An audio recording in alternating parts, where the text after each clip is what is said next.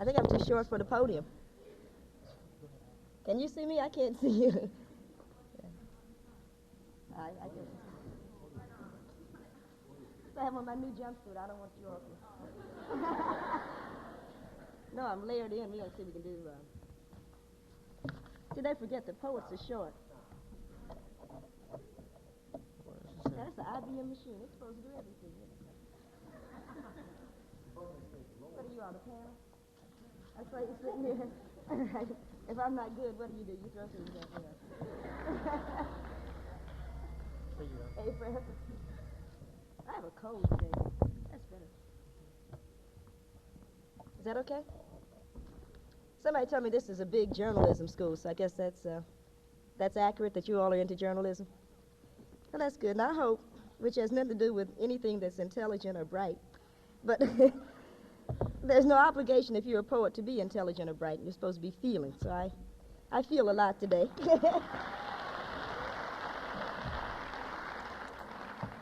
Sure that I really love you. I'm giving up my Luden's cough drops.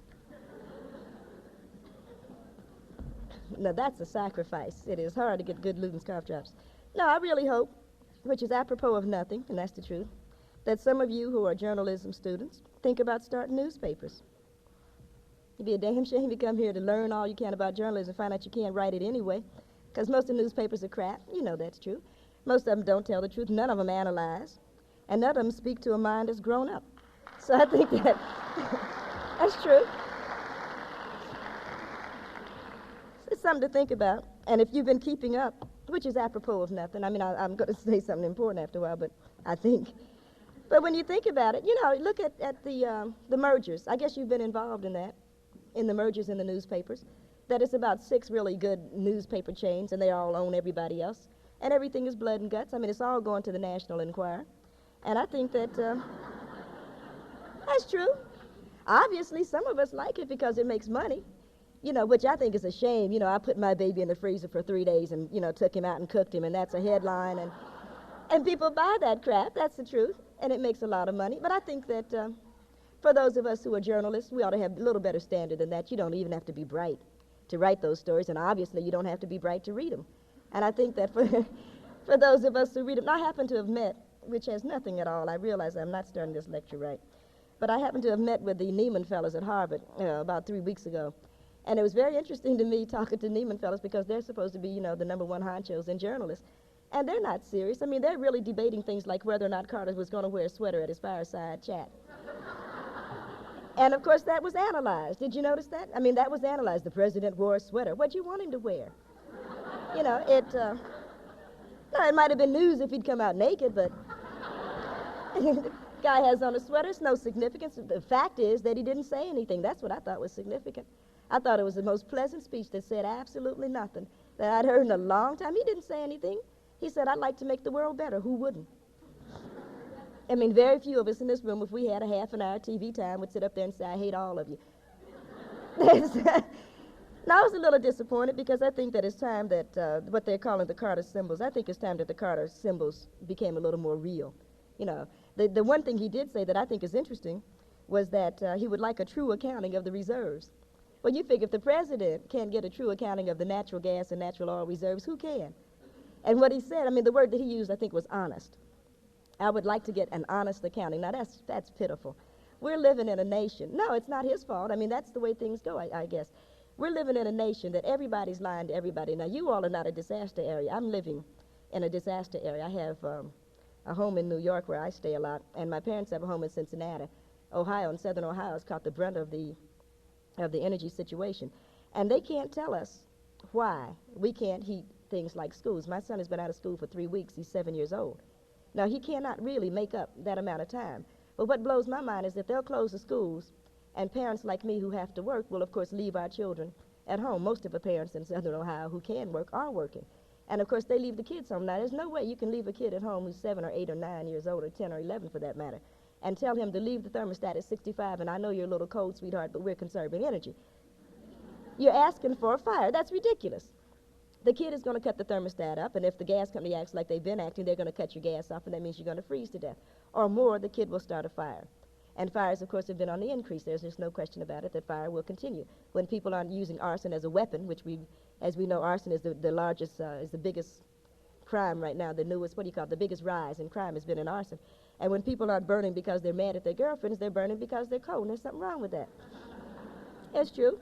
In 1976, we should not have this problem because we should have known last year, or year before last, what the reserves are. But we do know, though none of us want to really say that, we do know that there is enough oil and there is enough natural gas in the United States to keep everybody's home at least 70. And I think 70 is about warm enough. 72, 75 is about it. I mean, I'm not telling you how to keep your house. But I'm saying that we can keep a house at a reasonable temperature. 55 degrees is unconscionable. At 55 degrees, we're bound to have more babies. We've got to. We got to. That's the truth. And then somebody's going to complain about that. As they say, I know you all are probably too young to remember that song, you put the nickel in and music goes round and round. We never seem to be getting on top of it. But I think that it's time, I think it's really past time, that we begin to deal with what the real world is like. And I think the real world essentially is not fair. I'm not going to impose that upon anybody, but I think that we don't treat each other fairly. And I think that we can do better, and I think that it's up to us to demand that we do better. One of the things we were discussing at dinner today that disturbs me is that your generation particularly, and that's not to exempt my generation from it, but that your generation, I think, is largely afraid, and I think that you translate your fear of life and your insecurities into a selfishness that is unprecedented. I think that you're probably the most selfish generation of people that have ever existed. All you care about is what you get. And I think that's true. That's not each and every, that's just most of you. And I think that that's not right. I think it's not right for a lot of reasons, because one, in about 10 or 15 years, you're going to find out that living for yourself is the most empty life that you could possibly have. That you're going to find out what they're calling right now the gamesman. If you're into books, it's a new book that some of you might enjoy.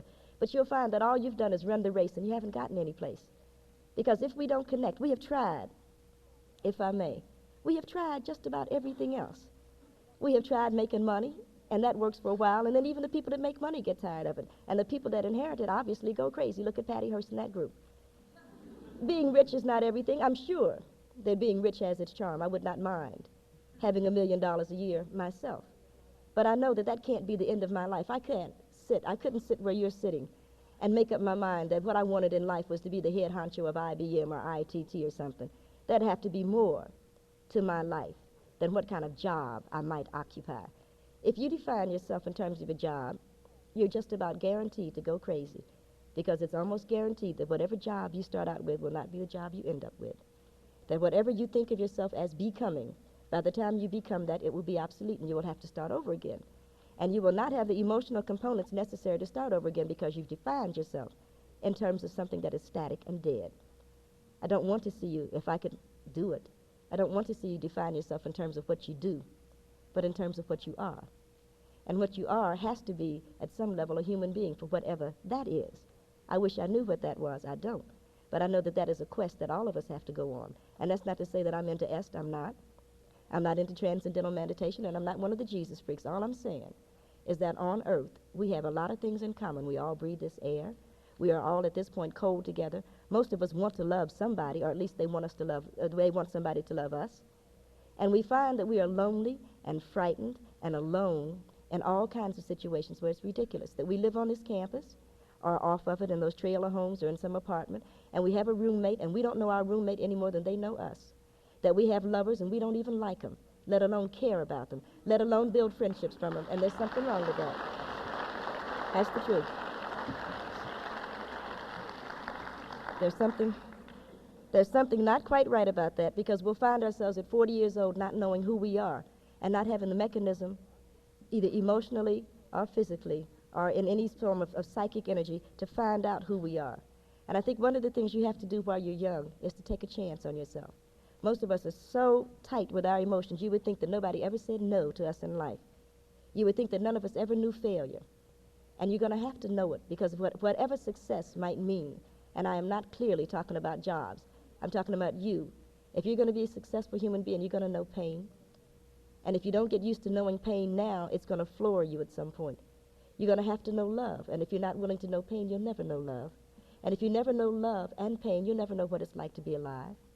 And you've got to find that out, because I think that for the most part, most of us don't know. And we're afraid to find out. And we keep going into our shell and into our shell. And nobody touches us. And we pride ourselves on it, men and women. We pride ourselves on the fact that nobody knows me. There's something wrong with that. None of us are that complicated. Somebody should know us. Several people should know us. There is nothing that we can think of that somebody else hasn't thought of. The whole trick is to find the right people to share it with. Life is not worth living if we don't have someone to share it with. And maybe you don't know that now, but you will. That's true. I'm excited. I think the one thing that has gotten me up all year has been that we had Viking 2 to land on Mars. And I think that's a very important thing. I don't know. I haven't quite figured it out. We were talking about contradictions earlier at dinner when I had dinner with some people. I live with contradictions. It doesn't bother me. And one of the biggest contradictions right now is space, because there's something happening, and I haven't quite synthesized it. I've been writing about it. I haven't quite, at least to my own satisfaction, put my finger on what it is. But I think the nice thing about space is that you and I have become earthlings. And I think that we're not at a level yet of being able to articulate what that means. But it was interesting to listen to Martin Luther King's speech, because that's one of my favorite. My favorite speech of King, though, is the "How long" speech. You know, it's just beautiful the way he just takes how long, not long, you know, and he just goes on. But I think that one of the things that's happening to us is that we are, at this point, earthlings, which means that we are recognizing on some level that there's life beyond this planet, and perhaps even life beyond the universe, that that's not Kurt Vonnegut or Buck Rogers or Jules Verne's that we're talking about. We're talking about you and me. Have to recognize that we are no longer bound by the gravity of Earth, that we can fly, that we can get above it all. We can clearly go to the moon. Anybody can go to the moon. You don't even have to be healthy to be able to go to the moon. There was a time that you did. You can go to the moon now. You can sign up, as a matter of fact. TWA has a list. Did you know that? Which is freaky, isn't it? They do. They have a list of names, you know, for the first, space shuttle. You can go to the moon. And you can go to Mars. And think that what that means, though I think a lot of people will not really appreciate it to a degree, what that means is that we have to give up the idea of race, and we have to give up the idea of sex. And I think it's going to be difficult, because I think people have found that it is comfortable to define themselves as a black woman or a white man. You understand what I'm saying? That people have found that their sex, their age, and their race are definitions of themselves. And as we realize that space is there and that other life forms are possible, we realize that one of the things that has happened to us is that we all look alike. To some Martian, or to something on Jupiter, or to something beyond that, we all look alike. You know what I mean? It's true. It's true. And they will not recognize that we are Americans and they are Asians. We will all be earthlings to something. And if we are going to be earthlings to something, it appears to me that we should be earthlings to ourselves. That may not happen in our lifetime, but we've got to begin it. And we've got to understand, if that is going to be the case, if you will accept my premise, if I can impose that from this podium, then that means that we in Missouri, and we in Illinois, and we in Southern Ohio have to recognize that we share something, that we know we cannot jump, you understand, from Columbia, Missouri to the earth, but we can at least jump from Columbia to St. Louis. We can at least begin to understand that we are a part of something larger than ourselves, and that we have something to give, and more important, I think, something to take from the world at large, that we have a responsibility to live responsibly. And I think that we can do that. I think that it's a logical decision. I cannot believe that the universe is illogical or irrational. I think that we don't like the logic that we see. I think we find it inconvenient.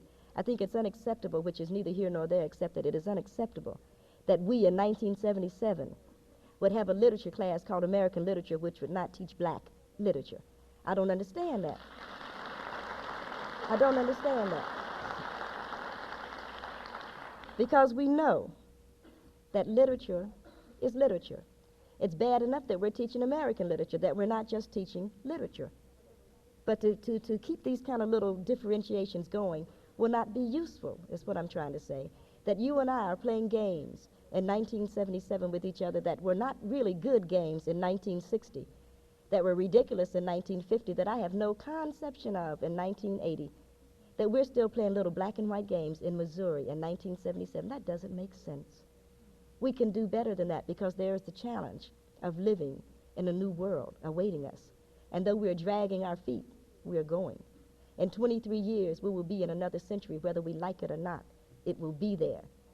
And you and I may as well adjust to it and enjoy it because we cannot change it. And I think it's ridiculous that mankind constantly spends time on things that he cannot change. We cannot change the fact that the earth not only has shrunk, but is shrinking. We cannot change the fact that we know that people are starving in the Sahel and that we have an obligation to do something about that. We can try to turn our backs on it, but we can't change that. We cannot change the fact that in 1977, the idea of war in southern Africa is not an acceptable idea for a lot of reasons. One, there is no way that any Westerner can defeat any African nation.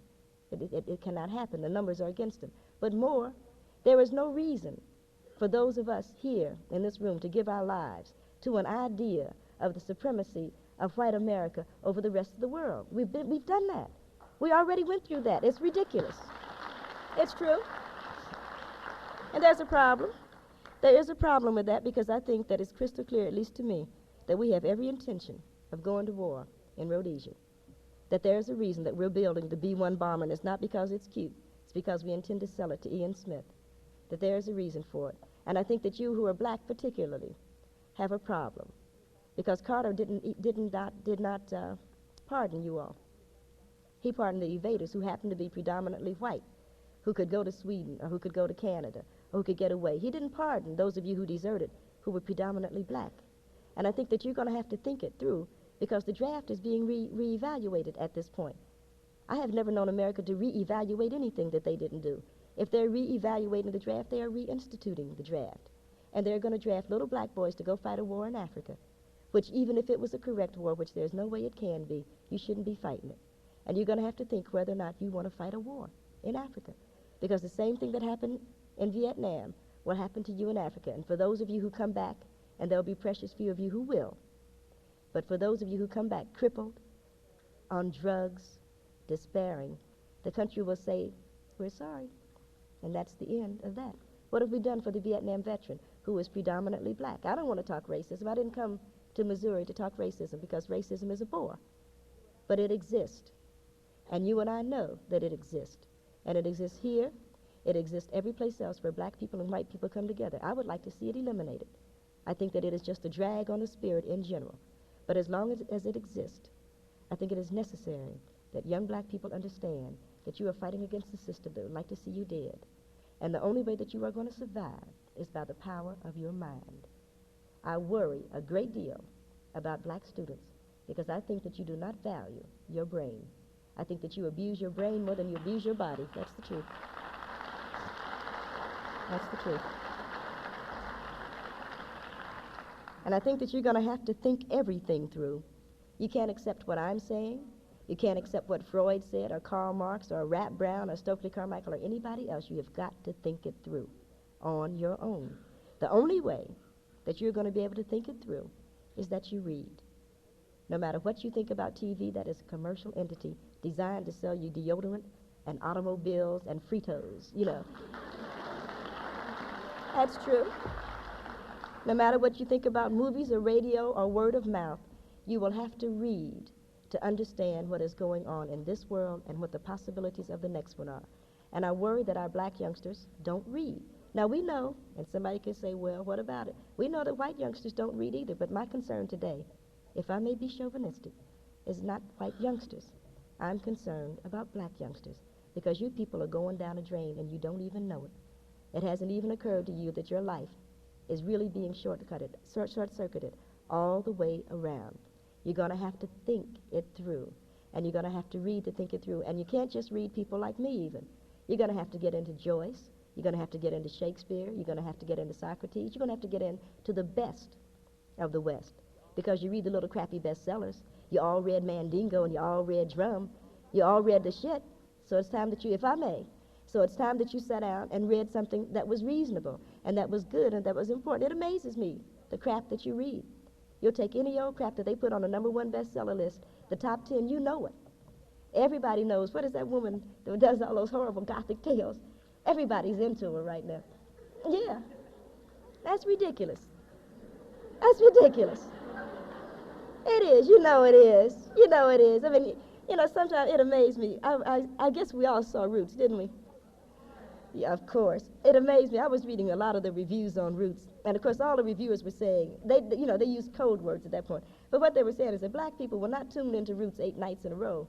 And I dashed off a 4-page letter to the New York Times because it just made me angry. Of course we would. We watch As the World Turns, A Guiding Light, The Secret Storm. Sure. Sure. Which goes on indefinitely. I mean, this is not, As the World Turns. When I was in college, at 1 o'clock, it used to come on at 1 o'clock. I don't know what time you get it here. At 1 o'clock, all the students, black and white, it was one of the few integrated moments at the University of Cincinnati. That's the truth. Go and watch what Penny did today. And the funny thing is, if I would choose to tomorrow morning or tomorrow afternoon tune it in, I wouldn't have lost that much. That's what amazes me, that you all look like, something's going to happen that you won't know about, But of course we watched Roots, and I'm glad that we did, because we watch everything else. So it's important, if you're going to watch something, I'd like to see it be a soap opera. I wouldn't mind watching Roots daily to find out what happened to Kuntha, to find out what happened to Kissy, what happened to Missy Ann. I could get into it, because it's a truer story than that crap I look at all the time. It hurt my heart that they're taking Executive Suite off the air. It really did. They are taking it off, and it's because of Brian and Summer. 90% of it. Well, they tackled everything on Executive Suite, which is what I love. They had the lesbianism, they had Brian and Summer, they had the girl that went crazy, they had Dawn, they had the Patty Hearst figure with the worker. I mean, they had everything going, but it was one of the few shows that it was at least geared to a 16-year-old, which is better than most of them. I liked Brian and Summer, because I think that that's what's happening. I think that's what's going to happen more and more, whether it's right or wrong, whether it's good or bad. I think that the black woman is tired of being unappreciated by the black man.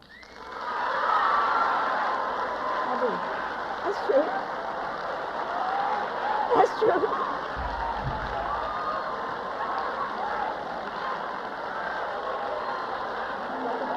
I didn't do it.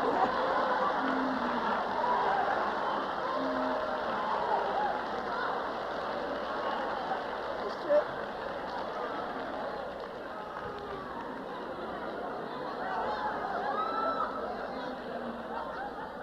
Well, I haven't been booed in a long time, so it's good to remember what it's like. No, I didn't start it. I didn't create it, and I don't have to advocate it. It's there. It's there. There are serious problems in our community in terms of relations of the sexes, and we know it. There are problems. And I think if I had my choice, I probably wouldn't have things go a certain way, but that's the way they're going. Norman Lear has been putting that message out very clearly. If you assume, as I do, that television does send some messages sometimes, starting with the Jeffersons or going, whichever way you go, there's a message. And I think that because I'm a black woman, I'm probably very chauvinistic about the possibilities. I think that we're the nicest woman on earth. I think that's true. It's true. I think that we have been loyal. We have been loyal to the point of foolishness. And I think that's true. And I think that all we're saying, and as I say again, I'm not starting it so somebody can jump on me, but it's not my revolution. But all we're saying is that what's good for the goose is at least acceptable for the gander. It's true. You can't have it both ways. And it's time that people grew up and found out that you just can't have everything. You're going to have to make a decision. And I think that for the most part, we in the black community have not wanted to make decisions. We wanted to make everybody else live by what's good for the group, and we want to live by what's good for us. It's not going to work. And you either come home or go away. But at any rate, there's going to be competition for the black woman, and there never has been before. And I think that you might be surprised that we are not going to just sit on the farm and wait till you grow up or sow wild oats or whatever it is that you say you're doing. It's not going to work. No, because, we want to be loved too. Everybody wants to be loved. Nobody wants to be a air sickness bag, when you don't have any place else to go. That's true. That's true. We want to be cared about. And I think that we can be. And I think that we can be by black men. But if black men don't want us, then we don't want them. That's all we're saying. That's all we're saying. Which is, of course, boo. It's apropos of nothing.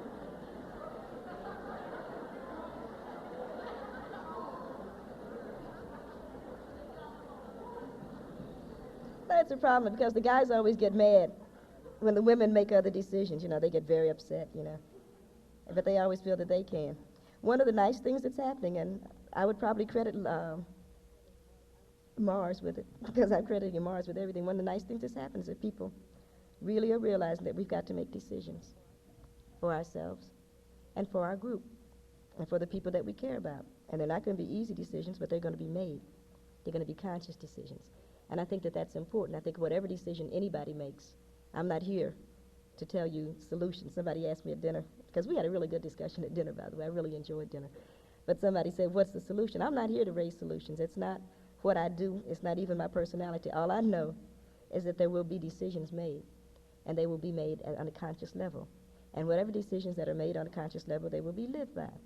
And I do know that there are certain decisions that I've made for my life, but I don't think that I have any obligation or responsibility to impose that on anybody else. And I think that that's where I differ from a lot of the militants. Somebody asked me how come, which I will answer now. What is it that's different about what I used to do and what I do now? Is that when I was younger, I felt very comfortable to tell people what they should do.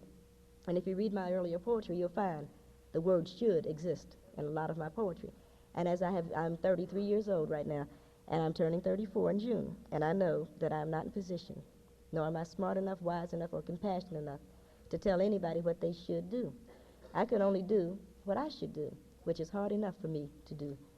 If I take care of myself, I feel like I'm doing more than my share for black people, if I just don't become a burden. That's the truth. That's the truth. And all I'm trying to say is that I think all of us should take care of ourselves and take care of those that we love. Because you're not going to love everybody, we know that. For those of us who find someone to love, everybody is not worthy of our love. That's one of those little myths that rolled around. We all love each other. Why? Sure, for what reason? Some people are really awful no matter how you cut it. That's true. And for truth, we're no gems, you know. I am not the easiest person in the world to get along with. My son puts up with it because he's 7. I'm sure that he gets tired of me typing in the middle of the night, and I'm compulsive. I keep house like it's, my nephew says it's antiseptic. I believe it. I know that I'm not the easiest person in the world to get along with, so I don't think I should impose that upon anyone. I don't think that anybody should have to put up with me. And until I get better, I will live alone with my son and my 2 dogs, because that's fair. I feed them. They ought to live with me. That's fair. It's true. And I love them, for truth. But I think I'm at the point in life that, as an adult, I don't want to live with another adult. I like to live with people I can tell them what to do. You take those dogs and go outside. And it works. But that's either a strength or a weakness. I don't know. I haven't decided. I do know that I was trying to be fair about it. And I think that that's what I started off trying to say about 10 minutes ago. That life isn't fair, but it can be fairer. That we can be fair with each other. We can recognize what's good about us and what's bad about us. And though most of us won't change, I doubt that I shall, we can at least recognize that that's not the best thing to be. I have recognized that in a lot of areas that, I wouldn't even carry you through. But one of them is my compulsion. I'm doing better. I went for a whole week without my bed being made. It just blew everybody's mind. It's true. But I'm working on it, because I think that it makes you hard to live with sometimes when everybody else around you is a little more relaxed and you go and clean it up or straighten it up or pick it up. But I'm saying that to say that I think all of us have to recognize who we are. That's all, really. And we have to be fair about who we are. And we have to recognize that just because we're that way doesn't make us right. It just means that's the way we are. And we go looking for compatible people so that we don't impose what we are on somebody else who is different. That we have to learn to live with differences. And I think that's the one thing, probably in America, it is at an apex, that we don't like anything different. We have a herd mentality in this nation that is unbelievable.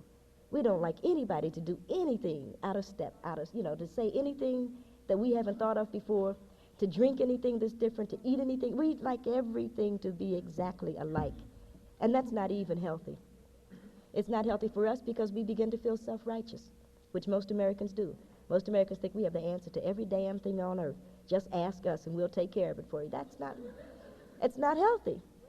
It's emotionally, it's not even well. I mean, to run around thinking that you're right all the time has got to make you sick. Because at some point you will realize you're wrong. And your world will dissolve. You'll end up, you'll end up like poor little Freddie Prinze, blowing your damn brains out. Because you found out that it's not so much fun to be rich and famous, that there has to be more to life. Which is all I'm trying to say. There has to be something. And to me, a part of that something has to be people.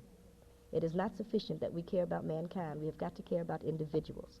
We have got to risk ourselves, which was the essence of my lecture tonight. What did she lecture on? Risking ourselves. That's true.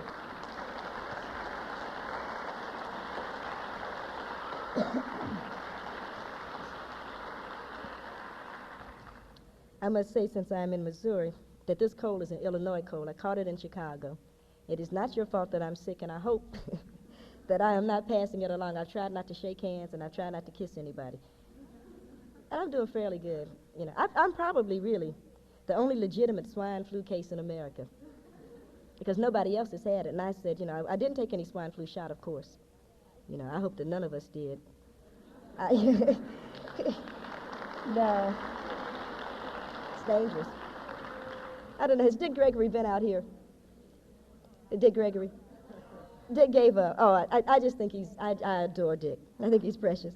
And he gave an interview, and they were asking him, I don't know why they would ask Dick that. They asked him, was he taking his swine flu shot? And you know how Dick is. He's very, profound. And he had his, he is, and he dresses, he's so small now, and he dresses, and he's got his foot and his leg crossed, and his pants are like razor sharp, and he looks like a myth. And he says, I won't take no shot, which is whose side effect is death. So it was very profound. I thought he had a point. I didn't take mine either, but the Lord is obviously punishing me. And I've got a cold now. 2 contacts, whenever I get a minute, really. I'm convinced that 2 contacts would cure cancer. You just take them and trip out. Which is neither here nor there. It's just that I didn't want anybody in the audience to say, my goodness, she caught a cold in Columbia. I didn't. I caught it in Chicago. Tom Wolfe said, no, I'm not going to trip tonight. I've been very trippy in my lectures.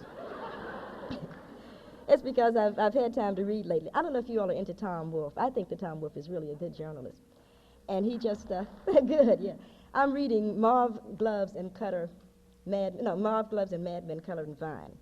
And one of the things that he's talking about is the me generation. And he's really into the me generation. And I've been doing a lot of thinking about what he said. I think the only thing that he's missing about the me generation is that everybody's lonely. Because I really think that everybody, not each and every, I mean, I'm sure somebody come up after the lecture and say, I'm not lonely, But, but I think that's what he's missing when he talks about, let's you and me talk about me. What he's saying is that we're all lonely, or what he's missing is that we are lonely. And I think that it's very strange for people like me because I'm not into myself, and it never sounds like that. It always sounds like I'm into myself, and people come up and they say, you have an ego. I do. Everybody should. I mean, if you got to have something, you got to have something going for yourself where there's nothing there. I never trusted people who were humble. It's probably personal. No, I don't. I really don't. There's something phony about that. Those people are going to serve you. You know what I mean? First of all, we know that to serve is to master. That one of the things that happens, if you let people do things for you, the first thing you know, you need them to do that. And then, of course, all they have to do to control you is threaten to withdraw it, right? And then you're trapped. So I never trusted that kind of thing. I'm not, as I said, I'm not into the Jesus people. I couldn't be a Mooney or something like that. I can't deal with it. On the other hand, what I am is my own biggest character. And if you're your own character, there's a problem because people think you're talking about yourself, and you're only marginally. You're talking about how you feel, but not what you are. You know what I mean? I wouldn't come to Missouri and talk about what I am because I'm crazy. First of all. That's true, and it's hard to explain who you are. Somebody say, well, run it down in 5 minutes. You can't really do that. People write books and books. We have a couple of Baldwin scholars here, and we've been discussing Jimmy Baldwin. And Jim has written about 12 books, 13, 14 books at this point. And Jim doesn't know who he is any more than anybody else does. And it's not important who we are anyway. It's only important as who we are to you.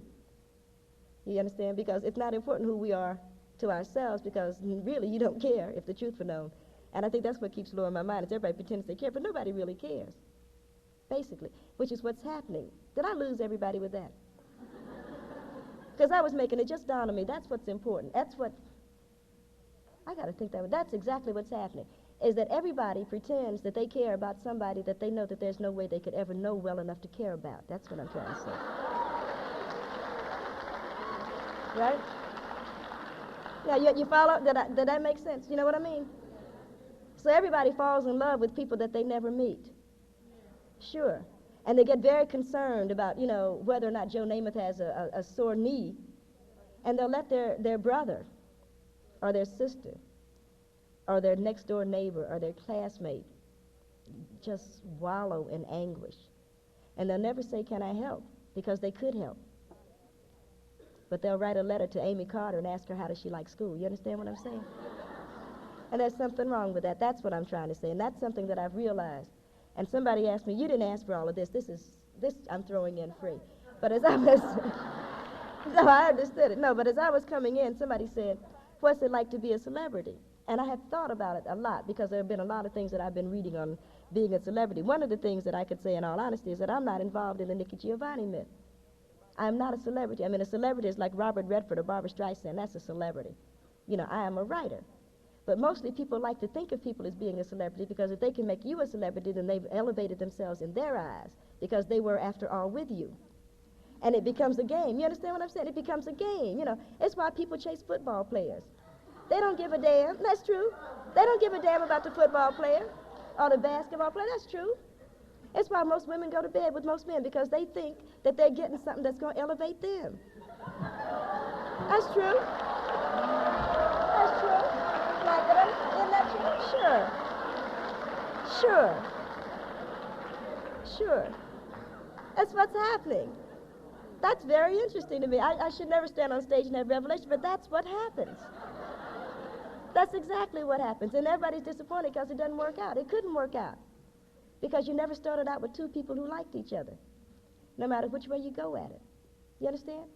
And that's what happens to all of us, is that we're always trying to get something that was never available to us. So we miss what we could have had.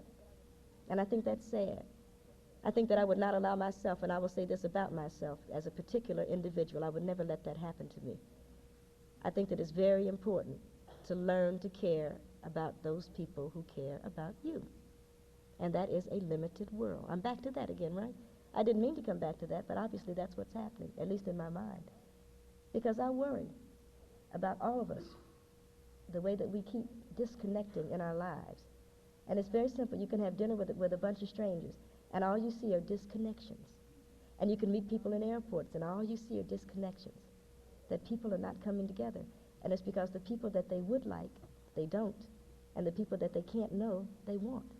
It'll never work out that way. Life is a series of step 1 to step 2 to step 3. And I think that if I'm not saying anything else, and I'm going to read a poem because I think I don't want to confuse you, I'm not tripping really, but all I can see is that we're missing each other. All of this passing that we're doing, we're missing each other. I belong to a sorority, and I want to thank my sorority for the flowers that they sent me at the hotel. I belong to a sorority, and when I was asked to join a sorority, the only thing that I said about it was that it has to be a sorority. We have to begin to approach the idea of sisterhood.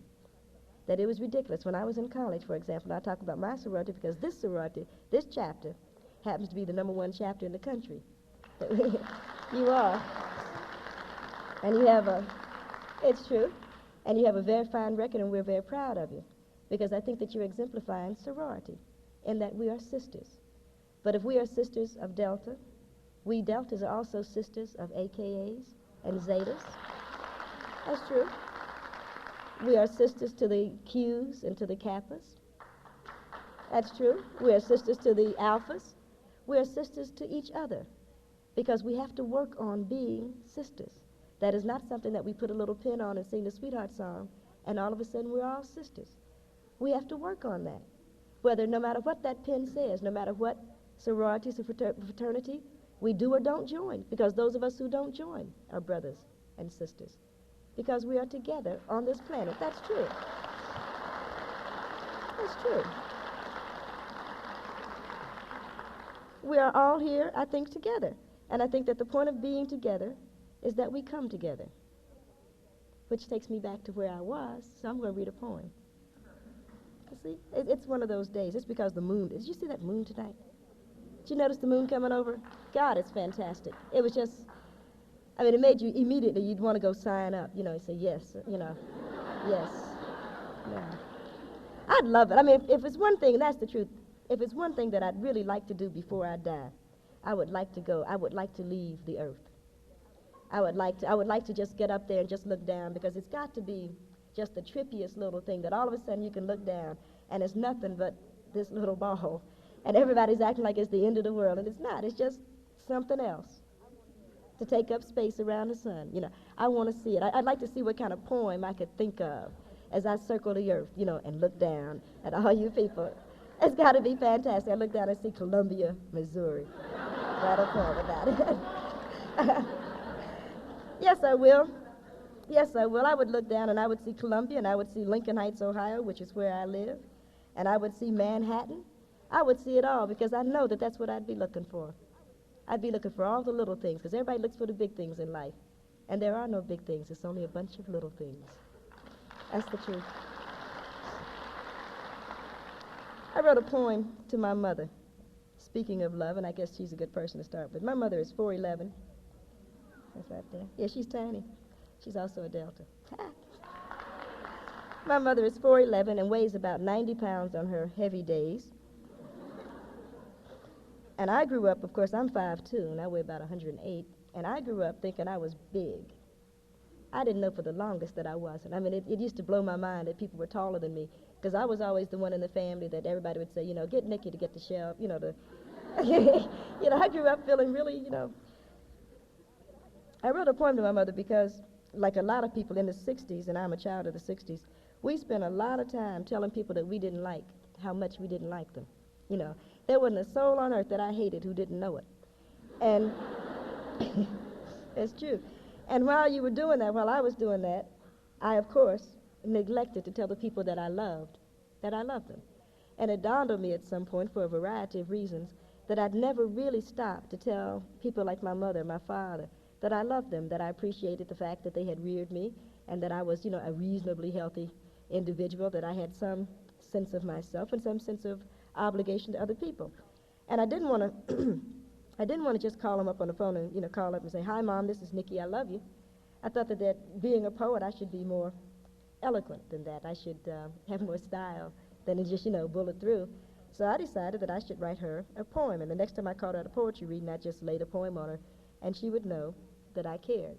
Because I do think that every now and then, knowing myself, let me put it that way, I like to hear people say, "I love you," when I know that they don't mean it.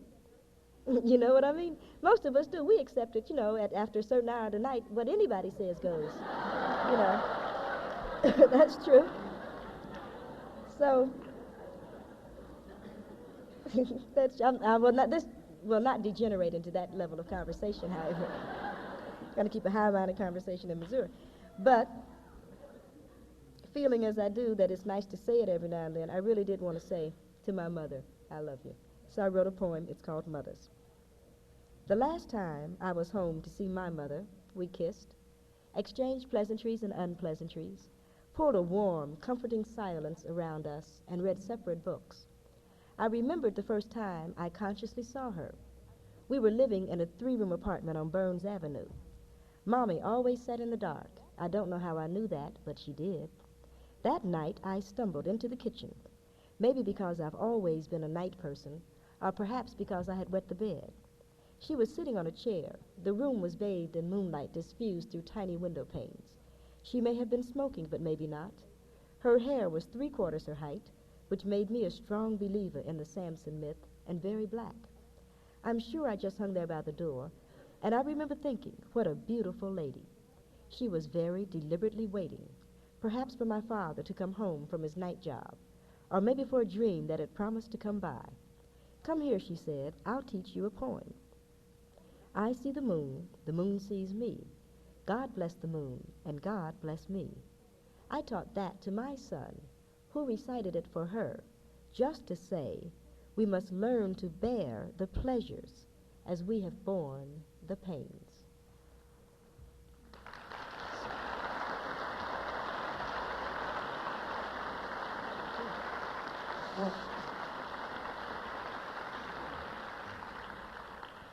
I think the worst thing about having colds is that you're breathing out of the same mouth that you're talking out of, And I'm from Ohio. I was born in Tennessee, and I grew up in Cincinnati. And, of course, which probably you can't even notice because you have one too, most likely, but that gives you a really Midwestern twang, which is very nasal. And then you come in, you got a nasal twang anyway, and you come in with a cold. And, you could call hogs or something. I've got to, excuse me. There's nothing you can do. I mean, it's embarrassing. I mean, not having a cold. That's one of the things that I got over in life, by the way. And I used to hate it. You know, people that got sick around me, I used to just really, I couldn't deal with it. It used to just annoy me. Well, you figure that most illness is mental. No matter how you cut it, psychosomatic. That's not to say it's real. It just starts in your mind. That there's a weakness in your mind that allows your body to get sick. I mean, I have always, on that level, I could be a Christian Scientist, though I'm not. And I wouldn't be. But, I mean, it's that kind of thing that you realize that there's something about your mind that has allowed a cold germ to invade your body, you know. And it really makes you have to sit down and think about it. You know, it did to me. Then all of a sudden I realized how people can get sick. It was the end of it. Now, I think my son, you know, was a big help in that because he used to catch colds and I used to be annoyed with him. And I thought, why am I annoyed with this kid because he got sick? You know, go take care of him. I used to call my mother, who was very good at that, call me, hey, Tommy's sick, you know, you come take care of him. She said she's not. She finally got tired of that. She said, nope, you do it. You know, I learned. I mean, you learn. That's what life is all about, really, learning those silly things, which has nothing to do with this poem at all, except this is a poem, this last poem I'm going to explain tonight, too, by the way. I just feel that I want to say something about it. This is a poem that, like when you turn 30, if any of us are 30, you know exactly what I mean. When you turn 30, the entire country, you know, teams up on you. And they, it's true, and they try to convince you that you're definitely over the hill, that your life has no place to go but down, you know, that there's nothing to look forward to but menopause and geritol, you know. And it's true. And they really make you feel that, you know, something is not quite right about you because, after all, you are 30. And I thought about that, and I said, there has to be something wrong with that whole situation. That, one, I was delighted to turn 30 because the 20s are really such a crazy period that you go through where you're more or less grown, but you're not quite. You more or less know what you want, but you're not sure, you know. And by the time you hit 30, you really are in some kind of stride. You got to be, because nobody's going to look out for you anymore. I mean, your parents are saying, you know, don't you think you want to move, you know. And isn't it time you graduated, you know. And I find the 30s to be quite exciting. What I'm looking forward to in my own time is being 40. I'm just totally convinced I'm going to be fantastic. Because by then you will have known everything that you could have known before you get over another, you know, that at 50 you do make a change, I understand. But I'm really looking forward to the grace and the style of being 40, where you're still young enough to get into it, but old enough to handle it right. You know what I mean? And there's, yeah. So I started to do a series of poems, only two that I'm going to share this evening. I started to do a series of poems on growing old, because I think that there's a certain style and a certain grace to it. And poetically, I simply wanted to explore what it would be like, or what it is like to begin. I have not, in my own mind at least, become an older woman, but I am looking forward to that possibility, and I wanted to write some poems about that. This is called The Life I Led, which is a persona poem, more or less, on being old. I know my upper arms will grow flabby. It's true of all the women in my family. I know that the purple veins, like dead fish in the Seine, will dot my legs one day, and my hands will wither while my hair turns grayish white. I know that. One day my teeth will move when my lips smile, and a flutter of hair will appear below my nose. I hope my skin doesn't change to those blotchy colors. I want my menses to be undifficult. I'd very much prefer staying firm and slim, to grow old like a vintage wine fermenting in old wooden vats with style. I'd like to be exquisite, I think. I will look forward to grandchildren and my flowers, all my knickknacks in their places, and that quiet of the bombs not falling in Cambodia, settling over my sagging breast.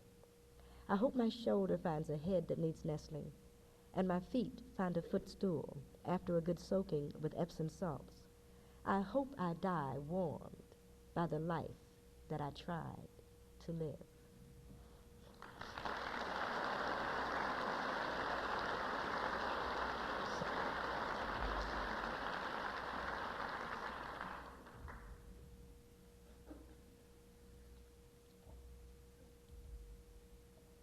The women gather because it is not unusual to seek comfort in our hours of stress. A man must be buried. It is not unusual that the old bury the young, though it is an abomination. It is not strange that the unwise and the ungentle carry the banner of humaneness, though it is a castration of the spirit. It no longer shatters the intellect that those who make war call themselves diplomats. We are no longer surprised that the unfaithful pray loudest every Sunday in every church, and sometimes in rooms facing east, though it is a sin and a shame. So how do we judge a man? Most of us love from our need to love, not because we find someone deserving. Most of us forgive because we have trespassed, not because we are magnanimous. Most of us comfort because we need comforting. Our ancient rituals demand that we give what we hope to receive. And how do we judge a man? We learn to greet when meeting, to cry when parting, and to soften our words at times of stress. The women gather with cloth and ointment, their busy hands bowing to laws that decree. Willows shall stand swaying but unbroken against even the determined wind of death.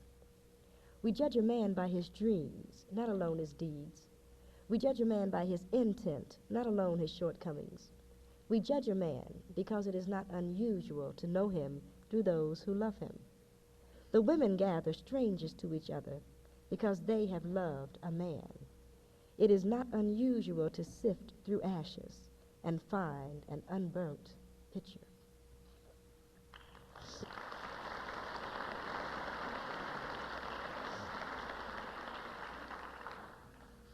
I'm going to read a revolutionary poem for those of us who remember the revolution. You may say, which revolution? Yeah, that was fun. Those were good old days. Gave you something to do in the summer. That's true. We may get back to that. Carter doesn't find some jobs. Go out and create some. Be good for the building industry, which needs revitalizing. Well, we all have to do our share for America. No, I'm not going to start this. Somebody say I said something wrong. Somebody write it up, say, well, she was advocating revolution. I'm not. Yeah, I just think it's interesting that if we don't get some jobs, something's going to happen. No, people are tired of that. Nobody's ever heard of that. Who ever heard of unemployment running about 10% and inflation running about 40? Something's got to give. Either unemployment's got to go down or inflation. This is unprecedented. That prices are high and nobody's working. There's something wrong with that. And then there's somebody say, well, what about price fixing? They say, oh, no, we're not price fixing. They got to be. Because with this many people out of work, everything should be cheap. You should be able to buy matched female furs, mink, for about $1,500. And they're selling for about $6,000 right now. They have gone up. That 2 years ago, they have. If you check, you ought to check. Well, for those of you in Econ 101, I'm not an economist. But you know that when jobs go down, prices are supposed to fall until they bottom out, and then people can begin to buy again, in which cases prices begin to climb, and people go back to work, and people start making money. It's an old thing. And something you watch the luxury goods always tell you what's happening. It's ridiculous that a Rolls Royce is going to cost you a normal Rolls Royce without anything in it. It's costing you $60,000. But who can buy them? Somebody. Because if nobody was buying them, they wouldn't cost that much. The price would go down, right? Mercedes are going up. Fur coats are going up. There's something wrong with that. Not to mention bread and eggs and butter and, the little normal things that you need every day.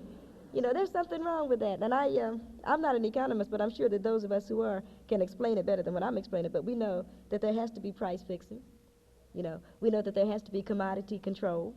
And they can say what they want to say, but I don't believe it. I don't believe it, because if it was functioning like a free market function, at least the rich people would get their things cheaper. Poor people always have to pay higher price, but at least those of us who, make $100,000 a year should be able to afford something. It's true. People that are making, and I don't know how people live in New York under $20,000 a year. I don't know how they're existing, because it's ridiculous that a loaf of bread is costing you 61 cents. There's something wrong with that. I don't know what it's costing you out here, but that's what it's costing you in New York City. You see what I mean? That's ridiculous. With this many people out of work, bread ought to be back to about 40 cents. Easily. Cigarettes ought to be down, everything keeps going up. Haven't you noticed that? Everything goes up. You all don't shop. You're not parents or something. But everything goes. Some of you are parents. That's true. Well, then you notice. You go to grocery, if you're like me, I go to the grocery store and I almost want to hoard. I have been really controlling myself today. I think that hoarding is ugly. I do, and I watch people, to go to the grocery store and they get about 20 pounds of sugar and stuff, and that's hoarding. And of course, that drives the price up too. And I say, well, this is a free country and we have a free market, and I'm not going to hoard. But it makes you worry, because every time you go to the store, it's 2 cents more. And it couldn't be because of free market operations. That's impossible, because of free market operations, it'd be less.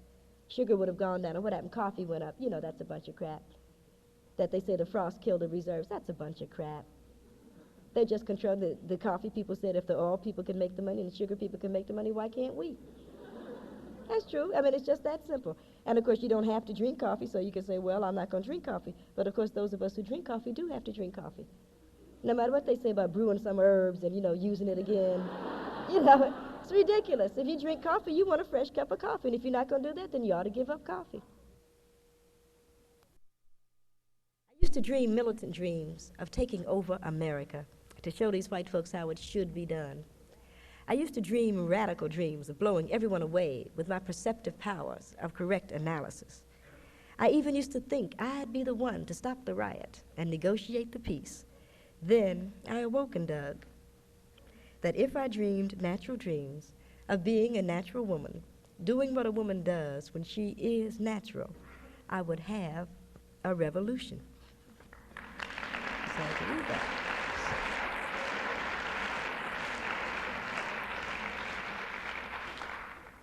So he said, you ain't got no talent. If you didn't have a face, you wouldn't be nobody. And she said, God created heaven and earth and all that's black within them. So he said, you ain't really no hot stuff. They tell me plenty sisters take care of better business than you. And she said, on the third day, he made chitterlings and all good things to eat and said, that's good. So he said, if the white folks hadn't been under your skirt and been giving you the big play, you'd had to come on uptown like everybody else. And she replied, then he took a big, black, greasy rib from Adam and said, we will call this woman, and her name will be Sapphire, and she will divide into 4 parts that Simone may sing a song. So he said, you're pretty full of yourself, ain't you? And she replied, show me someone not full of herself, and I'll show you an empty person.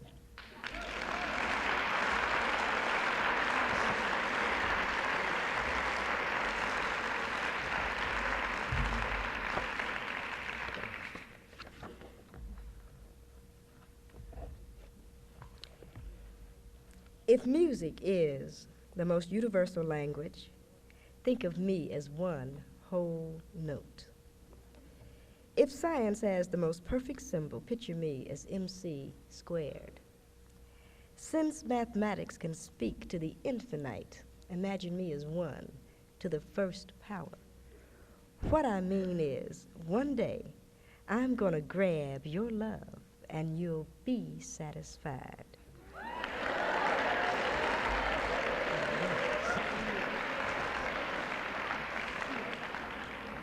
It's my favorite love poem.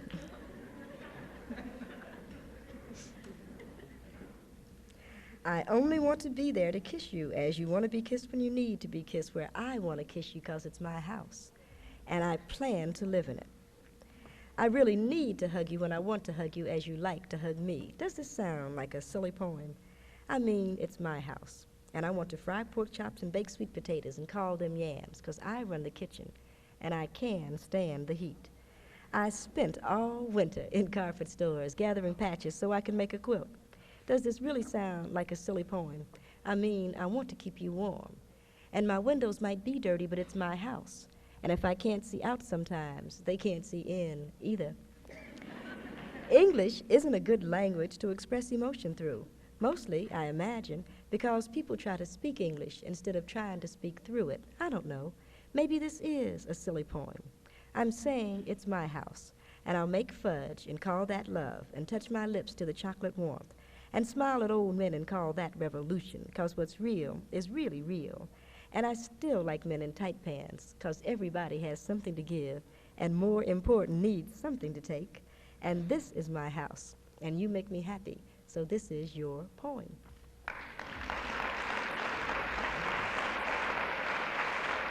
Thank you.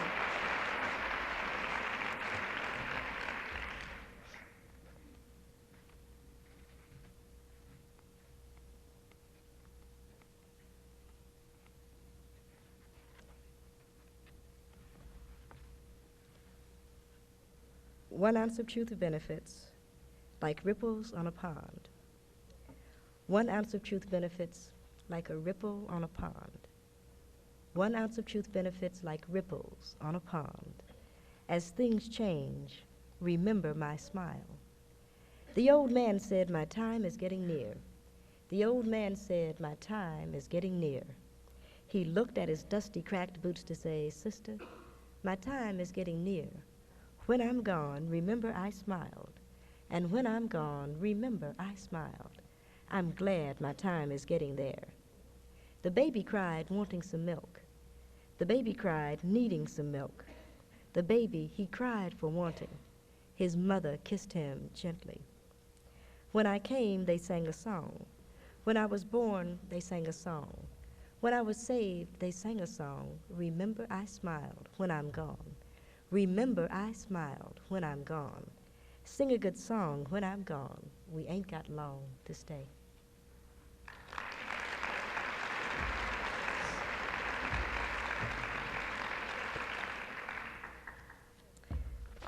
It's a poem I did on childhood because I got, I guess bored would be the best word. You know, if you read like Claude Brown, you know, Man, Child on the Promised Land, and Sammy Davis's Yes, I Can, and Eartha Kitt's Thursday Child, and on and on and on. You know, you always get that story, or the image of black childhood as being some poor little black kid is born in the middle of, 125th Street, and the father, of course, deserted the family right away, and the mother generally died in childbirth, and the sister's a prostitute, and the brother's in jail, you know. It's true, but it's real a bore to me. And some little old 90-year-old woman from New England comes down, some little Presbyterian, comes down and says, Claude, go to school. And all of a sudden, out of all of the slime around him, this little white lady has helped him pick himself up, and he goes to school, and he becomes a great, famous whatever, and he lives happily ever after. And I resented that story. I still resent that story as an image of black childhood. You could read black autobiography and never know that black people ever loved each other, because it's always some little, not that, there weren't little old white ladies in people's lives. I guess there were, but that's not the whole story. And if I were a novelist or something, I would really write a different one. But it made me angry, and since I am a poet, I wanted to write a poem on black childhood that said that somebody black loved somebody black at some point, Psych 101 teaches us that, but that's another discussion. For those of us, anybody in Psych 101, you get that, that's true. You get the thing with the monkey and the surrogates. They still do that experiment. I mean, that's what they had when I was in school. And the monkey without the lamp dies, and the monkey with the lamp that has the terry cloth around it, survives. But the monkey that really makes it is the monkey with the surrogate. He becomes very healthy. We know that nobody grows up without love. And the only problem, basically, is that people don't want to define love as what they get. They want you to love them the way that they want to be loved. They don't want to accept love the way that it's given. You know what I mean? And I wanted to write a poem that just said that everybody that was colored and poor was not, unloved. And I got bored with people saying that that was the truth. So I wrote a poem called Nikki Rosa. Childhood remembrances are always a drag if you're black. You always remember things like living in Woodlawn with no inside toilet. And if you become famous or something, they never talk about how happy you were to have your mother all to yourself, and how good the water felt when you got your bath from one of those big tubs that folk in Chicago barbecue in. And somehow, when you talk about home, it never gets across how much you understood their feelings as the whole family attended meetings about Hollydale. And even though you remember, your biographers never understand your father's pain as he sells his stock and another dream goes. And though you're poor, it isn't poverty that concerns you. And though they fought a lot, it isn't your father's drinking that makes any difference, but only that everybody is together, and you and your sister have happy birthdays and very good Christmases. And I really hope no white person ever has cause to write about me, because they never understand black love is black wealth. And they'll probably talk about my hard childhood and never understand that all the while I was quite happy.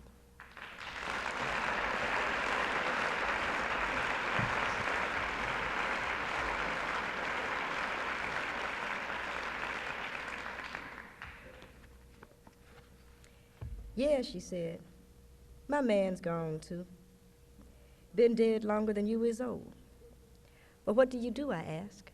Sit here on the porch and talk to the old folk. I rock and talk and go to church most times. But aren't you lonely sometimes? Now, you gotta answer your own question. I guess the children help a lot. You got grandchildren, haven't you?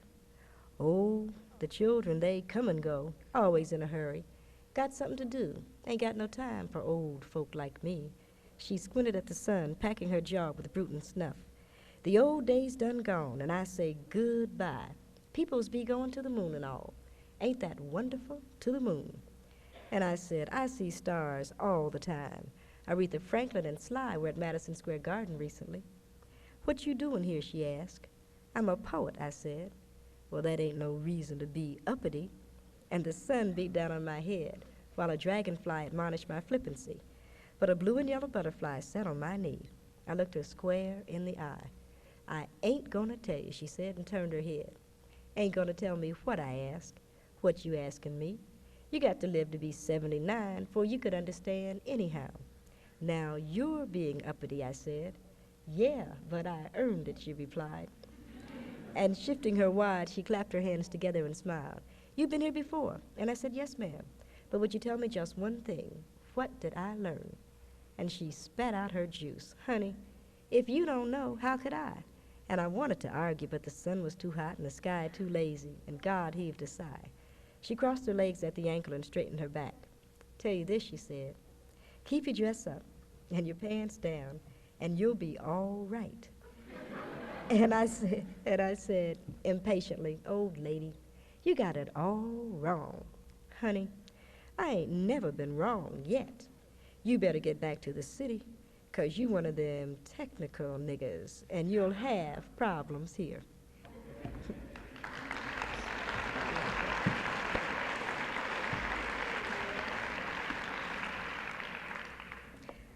I'd like to close on ego tripping.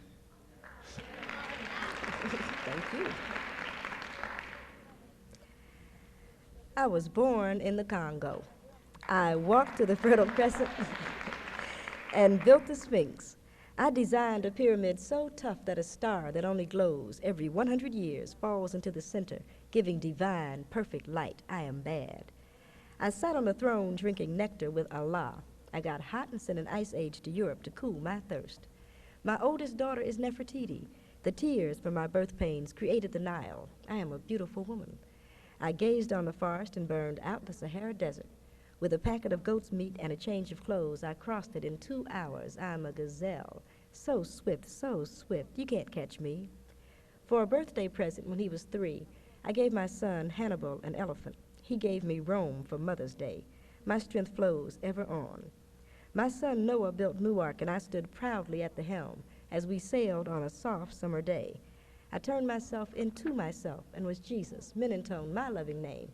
All praises, I am the one who would save. I sowed diamonds in my backyard. My bowels deliver uranium. The filings from my fingernails are semi-precious jewels. On a trip north, I caught a cold and blew my nose, giving oil to the Arab world.